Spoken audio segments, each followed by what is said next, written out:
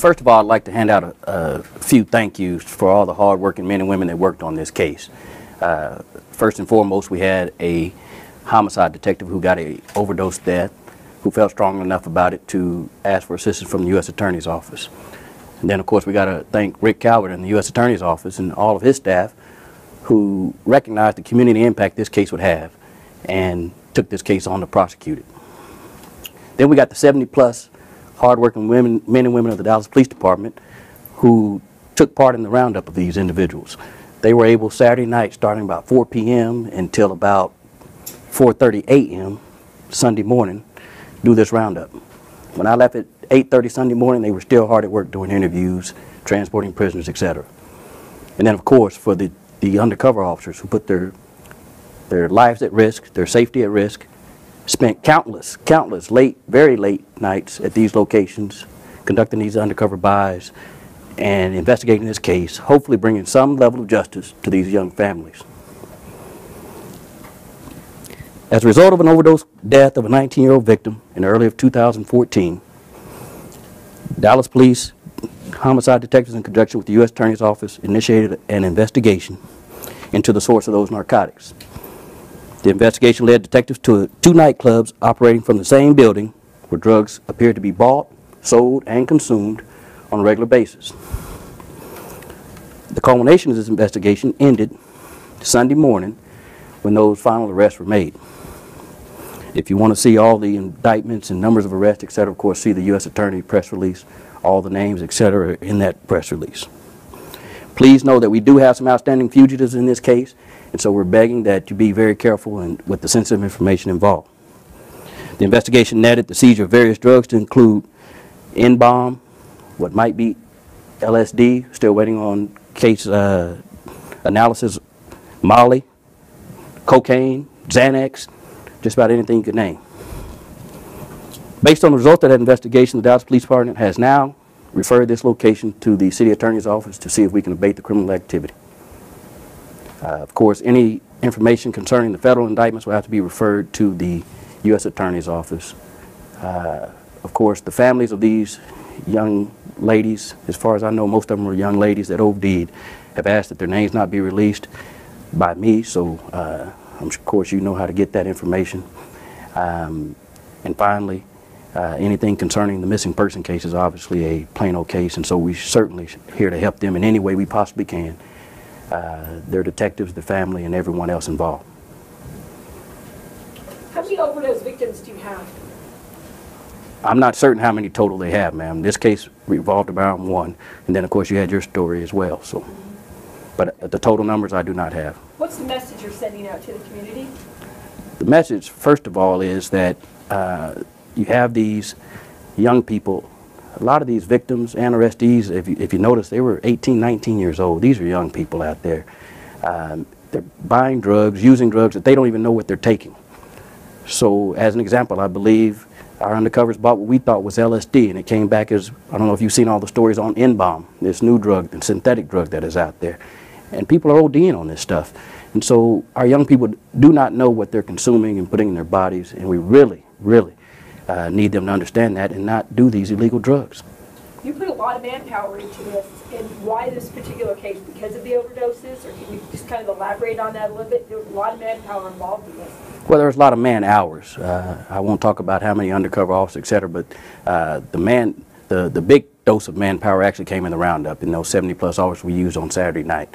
But for most of this was only a few undercover officers. But they did spend a lot of hours, many times not getting off till 5, 6. You know, this club didn't open didn't close till 8 in the morning.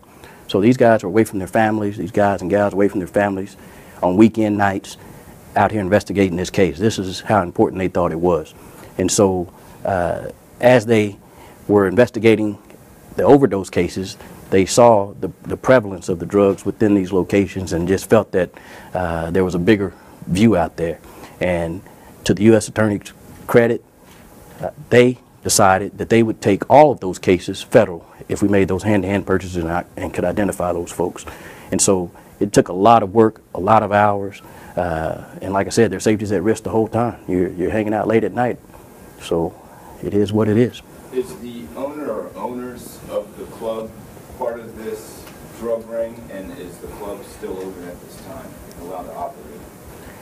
My understanding is the club is still open at this time. As far as the federal investigation it goes, that's part of the U.S. Attorney's investigation, so you have to refer to them for that.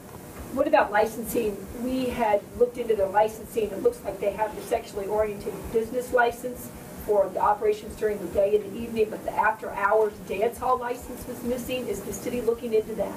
Certainly, and we issued at least one citation on that evening for no dance hall license, and we will be looking into the license of the entire deal. That's what we refer to the city attorney's office, and that'll be their decisions.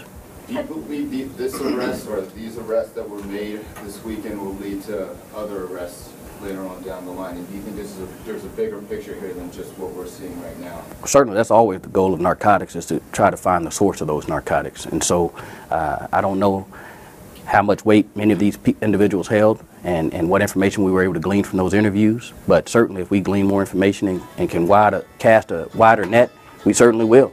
And as many of these people who are putting young lives in danger and old lives in danger, quite frankly, we are willing to put in jail, and we'll continue to investigate. How many firearms were confiscated during the raid? I believe only 2 firearms were seized that night, but I'm not certain, to be quite honest with you. But what I can tell you is when these 80 officers are out there doing this job, we were able to do simultaneous takedowns without anybody getting hurt, citizens or officers. We were able to do a precision extraction of multiple arrestees out of this operating nightclub, which was in full operation, and nobody got hurt. And quite frankly, what surprised me is you can tell how precision it was because there was no social media outcry or anything else saying that there's a raid at this location.